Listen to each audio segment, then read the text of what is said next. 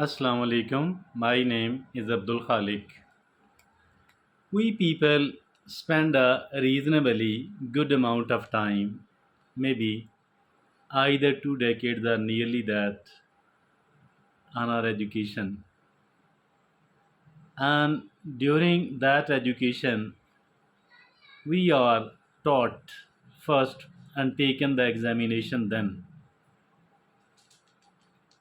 Then, once we do enter our practical life, we are not being any sort of education, but now we have to learn from our trial and errors.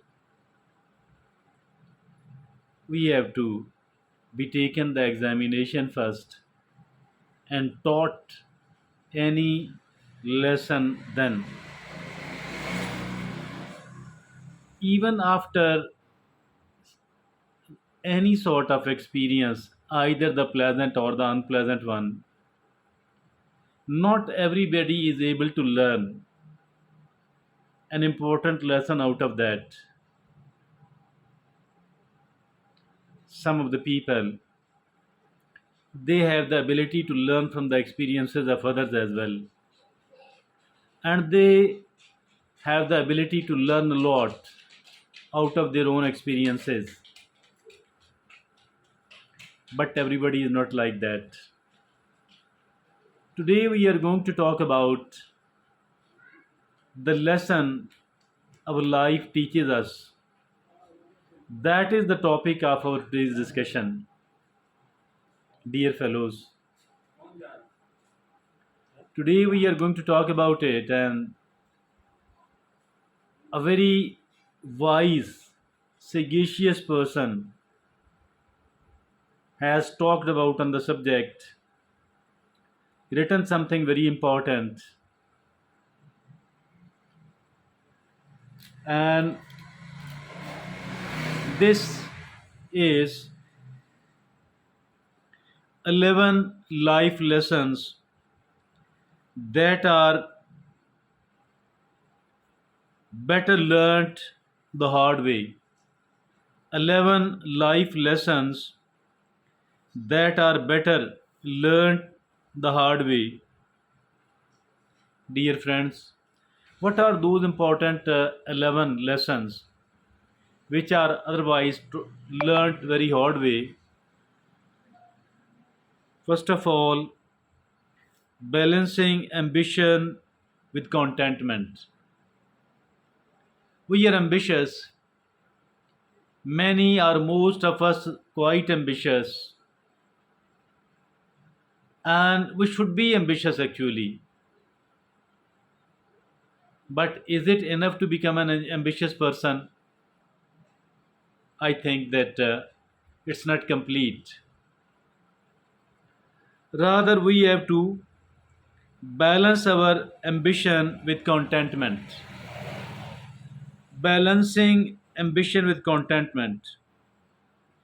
It's good to be ambitious, but finding happiness in the present moment is very important. Finding happiness in the present moment is very important. If at all we are not happy with our moment, with our day, with the very this time, this means actually that we are somewhat wasting our time, because the happiness is very legitimate purpose of life. Again, being ambitious is important, but we have to balance our ambitions with the contentment, so that the happiness, the contentment along with the ambition go hand in hand. If at all we remain ambitious only, but anxiety ridden at the same time, I think that the life is not going to be good at all. As far the achievement of our long term goals are concerned, these are sometimes achieved and not achieved at certain other times as well. So we have to be happy. We have every right to be happy. Number one. Number two, rejection is your friend. Yes, Rejection is your friend. Rejection is our friend. Why? Because the rejection means we have to work better. We have to be a better person. We have to be a more competent person. And we have to look for the opportunities somewhere else. Rejection is very important. If at all we have learnt any important lesson out of that, there are people who are who are motivated only once they are rejected. Because once the ego is hurt, once the self respect is hurt, so in that way only we are far more receptive, far more receptive, because we have been rejected. Rejection is generally very painful. It's not something what is easy to bear. It's not something what is easy to bear at all. Dear friends, let's be let's be happy with the rejection as well. And if at all we are afraid of the rejection, we will hardly make further tries. Number three, failure is a feedback. Don't call your unsuccessful attempts as a failure, because the failure is a feedback.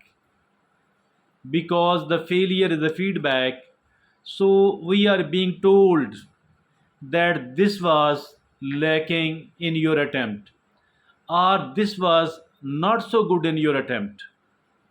So, dear friends, indeed, indeed, indeed, failure is a feedback. Failure is a feedback. Number four, failure to plan is a plan to fail. Failure to plan is a plan to fail. If at all we are not planning, it actually means that we have planned to fail. Because those who don't plan, they are a sure failure. They are 100% failure. But those who are planning, they will fail sometime and win sometime. Succeed time, not succeed certain of the time. But those who don't plan, they are always and already a failure. Then, dear friends, number five, silence is golden. Yes, silence is golden indeed. Why? Because this is a time and opportunity for the introspection. We need to avoid the distractions, and avoiding of the distractions. Silence is really good. Silence also means self discovery. It's an opportunity. It's an opportunity for the self discovery. It gives us direction. It gives us meaning to our life. Direction to our life. Meaning to our life. It is an opportunity for introspection. It is also for the purpose of avoiding the distractions. It is also an opportunity of self discovery. Number six, living with a purpose. Lesson number six, living with a purpose. Without a purpose, life is nothing different than that of the animals. If at all we want to live like a humans, we must have a purpose in the life. Having a purpose in the life, that is extremely extremely important. Never ever live a life without a purpose, and purpose should be a purpose indeed. Purpose should not be the trivial things, the things which are absolutely unimportant. Rather, the purpose should be a purpose indeed. Now, the number seven is experience over possessions. Lesson number seven is prefer. Prefer the experience over possessions. Say you want to buy a car, but it is better if at all you travel to certain new places, to certain new countries. So that is what the author says here, that experience over prefer the experience over possession. Prefer the experience over possession, not necessarily a travel, but travel is definitely one of the important experiences. So it should not be ignored, but it does not mean that the travel is the only option. It does not mean so at all. Number 8. Done is better than perfect. Mean be a realistic, be a pragmatic, be a practical person.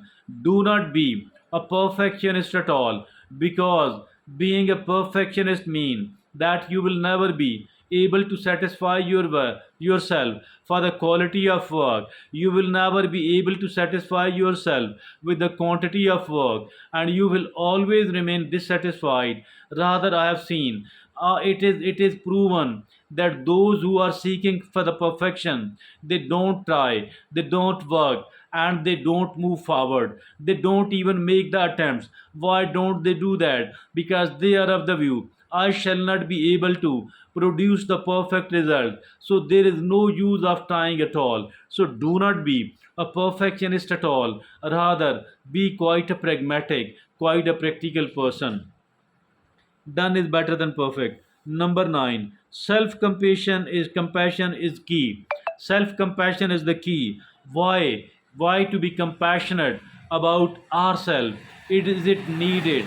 Yes, it is needed. Although we need a kind heartedness over other people, but at the same time, I believe that we should be having the compassion upon we ourselves as well. We need to treat ourselves, need to treat yourself with kindness, understanding, and forgiveness.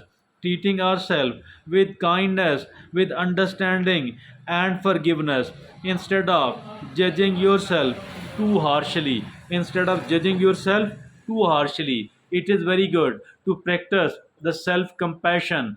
Although say, holding oneself accountable, that is not bad at all. It is rather good. But at the same time, we should be treating ourselves with the compassion, with the kind heartedness, with the kindness, and obviously we need to treat ourselves with the kindness, with the understanding, with the forgiveness, and with the forgiveness and with the understanding. My dear friend, now the number 10 lesson number 10 is letting go is the way to go. Letting go is the way to go. What is meant by this?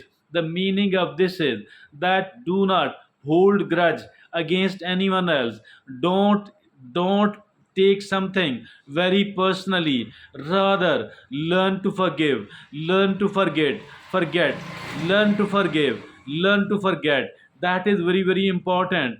Do not hold yourself any unpleasant thing for a longer period of time, because that is very damaging, because that has the ability to toxify our mind, our thinking, our attitude, our behaviors. So we cannot afford to do that at all. So the right way is to let it go, let it go, let it go.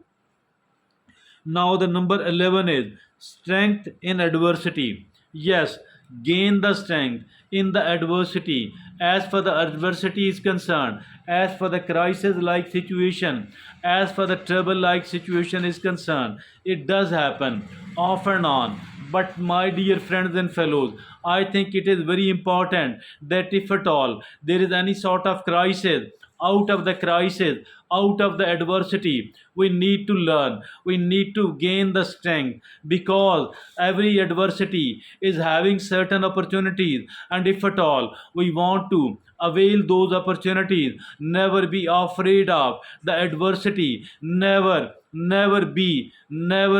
get yourself embarrassed at all because of the adversity, because adversity in itself is not bad at all. Rather, it is quite good, and it does come to strengthen us. But some of the people do gain the strength out of that. Another many of the people, they get spoiled because of the adversity. I think it is upon me and upon you the way we take this adversity, and we must be taken everything else in a positive manner. Likewise, as far the crisis is concerned, as far the adversity is concerned, this too must be taken in quite a positive manner. And we need to understand that every adversity, every crisis does teaches us certain thing which otherwise cannot be learnt at all. Thank you.